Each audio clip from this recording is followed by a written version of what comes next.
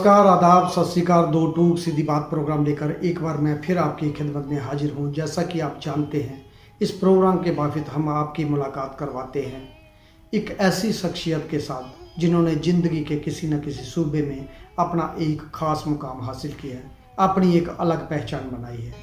आज जिस शख्सियत को हमने इस प्रोग्राम में जहनत दी है, उनका नाम किसी तारुफ का मोहताज नहीं है। कला की दुनिया में इनके नाम को सभी जानते हैं। आज हमारे साथ बेहद ही खास मेहमान, जाने माने चित्रकार प्रवीण कुमार छाबड़ा उर्फ पीके छाबड़ा के नाम पे इनको सभी लोग जानते हैं। नमस्कार प्रवीण कुमार छाबड़ा जी, दो टूक सीधी बात प्रोग्राम में आपका स्वागत है। नमस्कार जी। प्रवीण कुमार छाबड़ा जी, आप सबसे पहले बताइए कि आपका जन्म कहाँ हुआ और उस वक्त आपके पारिवारिक माहौल कला के प्रति कैसा था? मेरा जन्म दिल्ली में हुआ और कला का माहौल पारिवारिक नहीं था, क्योंकि मैं पहला ही घर का सदस्य था जो कला के माहौल में रचा और गया। प्रवीण कुमार छाबड़ा जी, आपकी कला में रुचि कब और कैसे पैदा हुई? आपको लगा कि मुझे चित्रकारी ही करनी है? जब मैं स्कूल में प्राइमरी स्कूल में जाया करता था, रास्ते में कलाकार दो बैठते थे, आर्टिस्ट कमर्शियल काम किया करते थे, ब्लैक एंड वाइट। उनको देख के रुचि हुई। फिर मैंने उनसे पूछा ये काम कहाँ से सीखा जा सकता है? तो कहने लगे अभी कितनी क्लास में पढ़ते हो? तो मैंने कहा अभी प्राइमरी स्कूल में हो। तो कहने लगे अभी 11वीं पास कर लो, उसके बाद ये कोर्स होता है, तब ये सीखना। तो मैं रोज़ देखता था, रोज़ स्कूल जाता था, रोज़ उनको देखता था। इसीलिए मेरा इंटरेस्ट बढ़ता रहा कि ये काम ठीक है मेरे लिए, तो मैं अच्छा समझता था। वहीं से मेरी रुचि हुई और उसके बाद मैं कला में रुझान रहा। उसके बाद मैं बाल भवन भी जाया करता था। 6ठी क्लास में दूसरे स्कूल में एडमिशन लिया, नई सड़क में, महावीर जैन स्कूल में। तो वहाँ 6ठी क्लास से मैं बाल भवन भी जाया करता था। वहाँ से और मुझे रुचि ज़्यादा हुई और वहाँ तरह तरह के काम देखता था, क्राफ्ट के काम देखता था, पेपर कटिंग के देखता था, कला का भी देखता था, क्ले मोल्डिंग का भी देखता था, मतलब विभिन्न तरह की कलाएं देखता था। मुझे वहाँ से बहुत ज़्यादा इंटरेस्ट, प्रेरणा मिली और मैंने माइंड में बना लिया कि मैं इसी फील्ड में ही जाऊँगा। तो इसी तरह से मेरा यात्रा चलती रही। पढ़ाई की, स्कूलिंग पूरा हुआ। उसके बाद आपने कला की शिक्षा कब और कहाँ से ली? कला की शिक्षा मैंने दिल्ली शिल्प भारती से ली। 5 साल का डिप्लोमा किया फाइन आर्ट्स में। और मेरे स्कूल के टीचर ने ही बताया था, वर्मा जी थे, पढ़ाते थे ड्राइंग, और उन्होंने बताया कि यहाँ से कर ले बेटे और आगे सक्सेसफुल मिल जाएगी। मैं वहाँ करता रहा और आर्ट में रुचि बनती। वहाँ से लोगों से जानकारी हुई, आर्ट में भी बहुत ज़्यादा जानकारी हुई और वहाँ बहुत कुछ सीखने को मिला। वहाँ रघुनंदन शर्मा जी थे जो इंचार्ज थे और देवकी नंदन शर्मा जी थे जो बर्ड के एक्सपर्ट थे, और वहाँ से और ज़्यादा मालूमात हुई आर्ट की और बहुत ही ज़्यादा ज्ञान मिला। उसी के ज़रिए मैंने कंप्लीट किया पूरा 5 ईयर कोर्स और उसके बाद जॉब लग गया। और जॉब की जरूरत भी थी, उन दिनों इतनी फैसिलिटीज़ नहीं होती थी। आप किस विषय को लेके अपना कार्य करते हैं और कौन कौन सी माध्यम व तकनीक का उसमें इस्तेमाल करते हैं, जरा संक्षेप में बताइए। पहले तो मैं ऑयल माध्यम से करता था, उससे पहले वाटर कलर से करता था। ऑयल माध्यम से कैनवस पे करने लगा काफ़ी, और ट्रीज़ की ब्रांचेस को फिगर फॉर्म में क्रिएट करता था। और उसके बाद फिर जैसे जैसे टाइम बीतता गया, विचारधाराएं बदलती रहती हैं, समाज को देखते समय के साथ साथ परिवर्तन कला में भी आता रहा। और आप किन किन रंगों का व माध्यम का जो प्रयोग करते हैं उसके बारे में भी? अब एक्रेलिक कलर में करता हूँ। एक्रेलिक कलर से ही पेस्ट, जैसे नया टॉपिक ले लेता हूँ विकास का, फिरकी साथ में मेरा जरूर होता है फिरकी, और दूसरा हाथों को पक्षी के रूप में लेता हूँ, साथ में ह्यूमन फिगर लेडीज लेता हूँ, ताकि आदमी ने कितनी जन्म जब से हुआ पैदा तब से विकास चाहता है, चाहे छोटा हो चाहे बड़ा हो। पूरे संसार में हर इंसान विकास चाहता है, तो वो फिरकी का मेरा सिंबल है विकास, घूमता। और दूसरा हाथों का इसलिए पक्षी बनाता हूँ, जितने अच्छे कामों से करके उड़ सकता है आदमी, जितना उड़ना चाहे उड़ सकता है अपनी हाथों की मेहनत से। तो मेरा ये टॉपिक रहता है। तो जैसे लेडीज़ को मैं जहाँ दिखाता हूँ, बच्चा लेडीज़ और जेंट्स माँ, तो वहीं से प्रेरणा मिलती है, माँ से ही प्रेरणा मिलती है कि कितनी आगे शिक्षित कर सकती है। तो वो भी विकास का एक रूप है। तो मैं फिरकी को जरूर दिखाता हूँ कि वो पूरा विकास का घूमता है, वो अपने आप में सर्कल है और उसी से विकास पूरा संसार चाहता है। आज विकास के पीछे ही लोग भाग रहे हैं। दोस्तों, आइए एक नज़र डालते हैं प्रवीण कुमार छाबड़ा जी के चित्रकला में। एक झलक उनके कार्य की इस तरह है। जनाब प्रवीण कुमार छाबड़ा जी की पैदाइश 8 सितंबर 1958 दिल्ली में हुई। आप एक साधारण परिवार से ताल्लुक़ रखते हैं। आपके वालिद एक रेलवे में सरकारी सेवा में टेक्निकल पद में कार्यरत थे। माताजी एक कुशल गृहिणी। प्रवीण कुमार छाबड़ा जी अपने परिवार में पहले शख्स थे जिन्होंने कला की दुनिया में कदम रखा। जनाब पीके छाबड़ा ने बचपन में 2 अज्ञात चित्रकारों से जो उन्हीं के घर के रास्ते में कार्य कर रहे थे उनसे पूछा कि इस चित्रकारी की शिक्षा कहाँ से प्राप्त होती है। उन्होंने कहा कि आप अभी अपनी पढ़ाई पूरी करें, उसके बाद इसके बारे में सोचना। बचपन की प्रेरणा ने उनको इतना आकर्षित किया कि वो जैसे जैसे अपनी पढ़ाई पूरी करते गए उनकी रुचि कला के प्रति और बढ़ती गई और बाद में उन्होंने इसी को अपना कैरियर चुना। उन्होंने दिल्ली में ही 5 साल की डिग्री का कोर्स प्राप्त किया और फिर उन्होंने इसी में अध्यापक की नौकरी कर ली। उन्होंने अध्यापक पद में कई जगहों पे नौकरी की, विभिन्न स्कूलों में दिल्ली में। प्रवीण कुमार छाबड़ा जी का मानना है कि वो हाथ उनके कार्य में ब्लैक एंड वाइट रहते हैं और पंछी की तरह। उनका मानना है कि हाथों की लकीरें जो हमारा भविष्य और विकास चुनती हैं और उसी में हम उड़ जितना चाहें उतना उड़ सकते हैं। उनके कार्य में फिरकी रहती है। उनका मानना है कि फिरकी जैसे घूमती है और विकास का चक्र भी ऐसे ही घूमता है तेजी से और आदमी उसके साथ साथ अपना विकास करने के लिए आगे बढ़ता जाता है। प्रवीण कुमार छाबड़ा जी के चित्रों में ज़्यादातर माँ और बेटा उसके साथ दिखाई देता है। उनका मानना है माँ से प्रेरणा मिलती है और वो उसको विकास की ओर प्रेरित करती है। प्रवीण कुमार छाबड़ा जी ने कई महान हस्तियों से मुलाकात की, डेमो हुए उनके और कई अवार्डों से उनको नवाजा गया।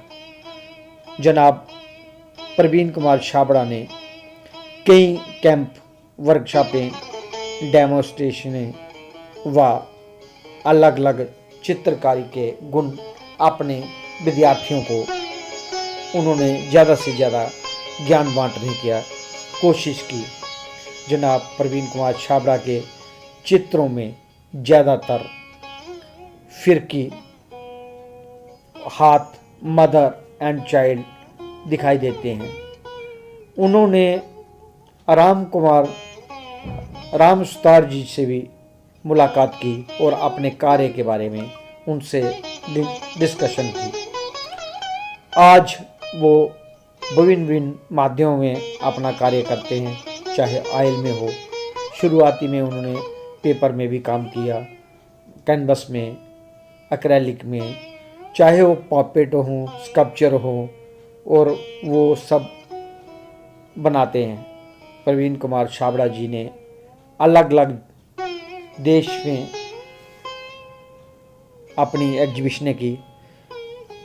प्रवीण कुमार छाबड़ा जी अपने हाथों को पंछी की तरह दिखाते हैं। बोलते हैं कि उनका मानना है कि जितना आदमी उड़ना चाहे उतना उड़ सकता है, जितना विकास करना चाहे उतना कर सकता है। फिरकी को उन्होंने जीवन का चक्र बताया है कि जैसे जीवन का चक्र घूमता रहता है वैसे ही फिरकी घूमती है। उन्होंने अपना सिंबॉलिक इन चीज़ों को दर्शाने का प्रयास किया, चाहे वो फिरकी हो, मदर एंड चाइल्ड हो, या फिर हाथों की लकीरें हों जो पंछियों के रूप में दिखाई देती हैं। प्रवीण कुमार छापड़ा जी अभी अपना कार्य रिटायर होने के बाद भी आपने बहुत अरसे से आप शिक्षा फील्ड में हैं, यानी कि टीचर हैं और पढ़ाते हैं। आपने अब तक कहाँ कहाँ जॉब किया और किन किन स्कूलों में या अलग अलग जगहों पे बच्चों को ज्ञान बांटा, जरा उसके बारे में संक्षेप में बताइए। स्टार्टिंग में पास करते ही मुझे टीचर ट्रेनिंग इंस्टीट्यूट में लग गया था। वहाँ टीचर्स को अपनी ज्ञान का उनको आदान प्रदान करता था। और उसके बाद मैं बाल भारती स्कूल बहादुरगढ़ लग गया, वहाँ छोटे बच्चों को था। उसके बाद लक्ष्मण पब्लिक स्कूल होस्काज में पढ़ाया करता था, तकरीबन 3.25 साल के करीब वहाँ पढ़ाया। उसके बाद मैं दिल्ली गवर्नमेंट स्कूल्स में आ गया 82 में, और वहाँ से काफ़ी 24 साल तक टीजीटी की पोस्ट पे रहा। उसके बाद फिर पीजीटी लेक्चरर की पोस्ट पे बन गया।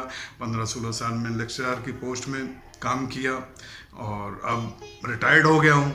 अब अपना वही पेंटिंग का काम चल रहा है, विकास के ऊपर ही बनाता हूँ। और मेन मोटिव मेरा ये होता है कि लेडीज़ भी जब से आज़ादी हुई है कितना विकास किया है, वो फिरकी का और लेडीज़ का फिगर देना मेरा ये मोटिव है कि एक मैसेज रहता है कि विकास कितना हो। आज़ादी के बाद भी ये जो फीमेल हैं वो कितना विकास कर चुकी हैं, कितनी आगे बढ़ी हैं और हर मुकाम में उन्होंने आगे पहुँची हासिल किया। फिरकी एक अपना साइंटिफिक मेजरमेंट करने का भी है, ऊर्जा करने का, और इंडियन टॉयज भी है, और उसमें अपने आप में खिंचाव रहता है। पीके छाबड़ा जी, आप ललित कला अकेडमी रीजनल सेंटर गढ़ी में आए, आपको कैसा लगा जहां आके, और आपने सभी स्टूडियो में देखा कि किस तरह का काम हो रहा है? आपको क्या लगता है कि इसमें और क्या उन्नति होनी चाहिए और क्या क्या चीज़ें होनी चाहिए जिससे कला और कलाकार को आगे बढ़ावा मिल सके? एक बहुत ही अच्छा वातावरण है यहाँ पर, हर एक कलाकारों के अपने स्टूडियो हैं, आराम से काम कर सकते हैं, इन्वायरमेंट अच्छा है। बाकी तो बहुत बढ़िया देखने को मिलता है, हर एक तरह का ग्राफिक, स्कल्पचर, पेंटिंग, बहुत ही चीज़ें उम्दा आइडिया मिलते हैं देखने को। बाहर का जो विजिटर आता है उसको बहुत ही लुभावना लगता है, अच्छा लगता है। और मैं पहले भी आता रहा हूँ, काफ़ी टाइम से, बहुत टाइम आता रहता हूँ, देखता रहता हूँ। पहले में और अभी में क्या अंतर दिखा आपको? पहले में बहुत ज़्यादा बड़े बड़े आर्टिस्ट होते थे पहले, हमसे सीनियर। अब हमारी एज के हैं या हमसे ज़्यादा एज के हैं, वो कार्य कर रहे हैं। अभी भी सीनियर भी हैं, जूनियर भी हैं, सब मिलके यहाँ फैमिली की तरह काम कर रहे हैं, आर्ट फैमिली की तरह एक तरह का काम कर रहे हैं, और बहुत ही अच्छा माहौल है। दोस्तों, आप कभी भी दिल्ली में आए तो ललित कला अकेडमी रीजनल सेंटर गढ़ी में ज़रूर आए। आपको कला की बहुत ही उम्दा कलाकारों से भेंट हो सकती है और तरह तरह की वैरायटी टाइप कार्य देखने को मिल सकता है। छाबड़ा जी, आप एक चीज़ और बताइए कि इस वक्त कोरोना काल में जितने भी सरकारी व गैर सरकारी संस्थाएं हैं, उनको कौन कौन से प्रोग्राम करवाने चाहिए या क्या क्या एक्टिविटियां होनी चाहिए जिससे कला और कलाकारों में आगे बढ़ावा मिल सके? कला के माध्यम से कोरोना के बचाव के लिए प्रोग्राम करने चाहिए। पेंटिंग के माध्यम से, पपेट के माध्यम से मैसेज जा सकता है। पपेट कला जो हमारी सबसे पुरानी कला है, उसको बिल्कुल नाटकीय तौर पे हम दिखा सकते हैं टीवी प्रोग्राम में और प्ले करके, ताकि लोगों को जागरूकता आए और अपनी हेल्थ का ध्यान कर सके और इससे बचाव हो सके, दूसरों का भी और अपना भी।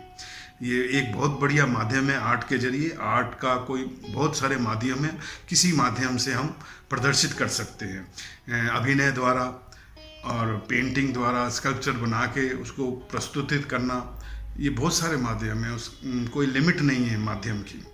पेपर कटिंग द्वारा पोस्टर टाइप्स बना सकते हैं, कुछ भी बना सकते हैं। इसका अंत नहीं है माध्यम का, किसी भी माध्यम से हम जागरूक कर सकते हैं। मेन जागरूक करना है हमें किसी माध्यम से। जी, तो हो गई बात कि कोरोना काल में आप कैसे कलाकारों को जागरूक कर सकते हैं। पीके छाबड़ा जी की जितनी भी संस्थाएं हैं गवर्नमेंट द्वारा जो कला और कलाकारों को प्रमोट करती हैं, जैसे ललित कला अकेडमी हो गई, जैसे मॉडर्न आर्ट गैलरी है, साहित्य कला अकेडमी है, मिनिस्ट्री ऑफ कल्चर है, इन्होंने क्या क्या प्रोग्राम करवाने चाहिए जिससे कलाकारों को और ज़्यादा बेनिफिट मिल सके। और कलाकारों को अभी तक बहुत कम संस्थाएं हैं जिन्होंने कुछ फंडेड किया है जहाँ उनको कलाकारों के लिए कार्य कर रही हैं। तो आपको क्या लगता है कि क्या क्या एक्टिविटियां इन संस्थाओं ने करवानी चाहिए जिससे कला और कलाकार का सुधार हो सके? पब्लिक प्लेस पे जैसे रेलवे स्टेशन है, इंटरनेट ये बस अड्डा है, अंतर्राज्यीय बस अड्डा है, वहाँ पर इनको ये प्रोग्राम कराने चाहिए आर्ट के, पेंटिंग कैंप लगा के या पपेट द्वारा, बहुत से माध्यम है आर्ट के। और ये सरकार को देखना चाहिए किन किन कलाकारों की रुचि किस में है, स्कॉलरशिप, हाँ उसी हिसाब से इनको अपॉर्चुनिटी देनी चाहिए। प्रवीण कुमार छाबड़ा जी जो हमारे दूर दराज इलाकों में बाहर कलाकार बैठे हैं, उनको अपनी कला के माध्यम से क्या मैसेज देना चाहते हैं कि कलाकारों को इसी फील्ड में टिके रहे?